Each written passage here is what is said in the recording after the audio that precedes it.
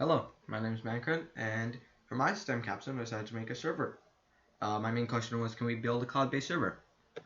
So, what I'm basically trying to do is, I am trying to make a server where I can run a website off it, and it can host all like past STEM capstone videos, so we can like basically view all past like STEM projects. So like it's a way of like I guess keeping the memories and keeping like our past experiences on just one big computer, and we can all just view them. So I just have like a massive monitor, and we can just watch it. I decided to do this because I really just like computers. I like electronics. I just really enjoy building, working on them, and just like messing around with them. I used to go to my dad's office a lot. I used to like go there and just like rip apart computers and like put them back together. I just had a lot of fun doing that. So I thought I'd try and build one for myself.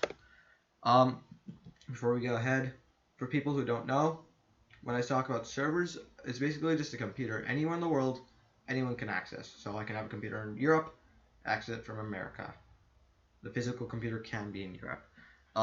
For our server, I decided to use Linux. It's basically like Windows. It's an operating system. It's basically like another, I guess, language. I guess you could say, or like type. And then also inside of Linux, I use something called Nextcloud, which is just a server program. I just use that a lot. Before I can actually go ahead and start working on the build, I actually like the build of the server and try to like code it and make all the fancy website stuff. I actually had to go ahead and build actual physical server.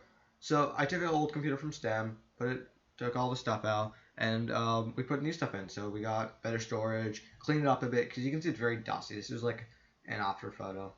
So we had to clean all that stuff out. It was very dusty. The fans were like covered in dust. So we just cleaned out everything, took everything apart back, and then it was ready to install Windows. I mean Linux. So here we have just all the stuff that we had. So I had to clean up all this. You can see all the wires are all messed up. So we actually put in more storage and all that on the wires on the left hand side.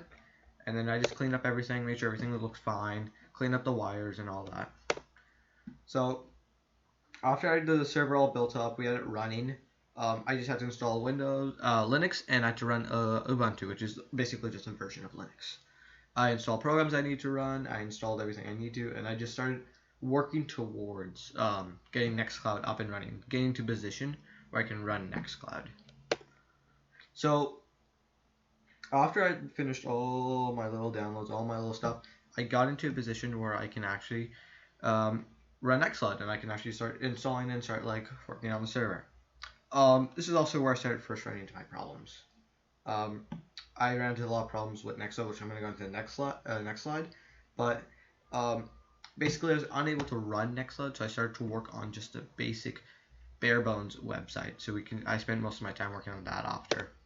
So my main problems, the problem I faced with Nextcloud was we were able to install it, we were able to get it running, we were able to have it like all like perfectly done. But as you can see in the photo, every time we tried to go to the website, it gave us this, or in like a simple like 404 not found.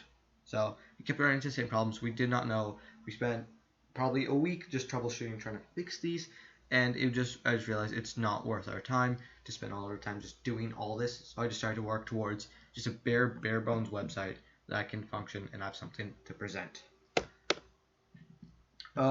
After all that, I have a working server. It's currently hosting a website that you can access. I'm able to add on to that server, which is a huge thing because I'm gonna go into that more, but that's just a huge thing. If I'm able to add on, it's infinite. I can do what I want, and I'm just really happy with it so far. So adding on, this is the biggest part of it all. With the time frame I was given, I was just unable to, I guess, complete the set goal. It was quite ambitious to have a whole functioning server in a month, but I came pretty close. So I think if I was given, I guess, more time, like if it was into a week, a month to troubleshoot the problem, I think it would probably be easier to figure it out, easier to just understand it. But the biggest thing, if I can add on to it, it just opens up so much more space. I can add on, like I say, gaming server, for example. I can add on more photos. I can add on just tons of more storage. It's just expandable.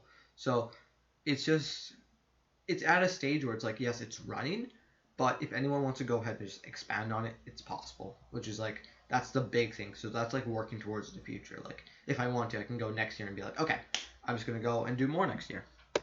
But thank you. Thanks for watching my presentation. I really hope you enjoyed it, and I hope you learned something. Thank you.